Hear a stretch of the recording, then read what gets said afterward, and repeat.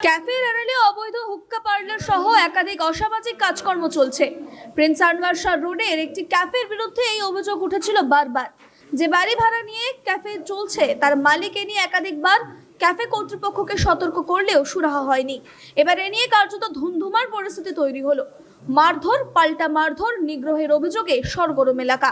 Cafe মালিক ও প্রণীত নিরাপত্তা রক্ষী রীতিমতো উভয় লেক থানায় অভিযোগ দায়ের করেছে। তদন্তে নেমেছে পুলিশ। সূত্রের খবর, ঘটনাস্থল 188/14A Prince Anwar Shah road. এখানকার একটি বাড়ির গাড়ি বারান্দায় ভাড়া করে একটি ক্যাফে চলছিল। বাড়ির মালিক আতিকুর রহমানের কাছে মাস চারেক আগে ক্যাফে চালানোর জন্য ভাড়া নেন জুলিয়ান ও সিমরান নামে দুজন। ক্যাফে চালু হওয়ার পর থেকে স্থানীয় বাসিন্দাদের অভিযোগ, সেখানে অবৈধভাবে হুক্কা পার্লার এবং অন্যান্য অসামাজিক কাজকর্ম চলছে। বাড়ির মালিক আতিকুর রহমানের কাছে এ নিয়ে তারা অভিযোগ জানান। আতিকুরও সতর্ক করেন ক্যাফে মালিকদের, কিন্তু তাতে কর্ণপাত করেননি তারা। রবিবার বিষয়টি চরমে পৌঁছয়।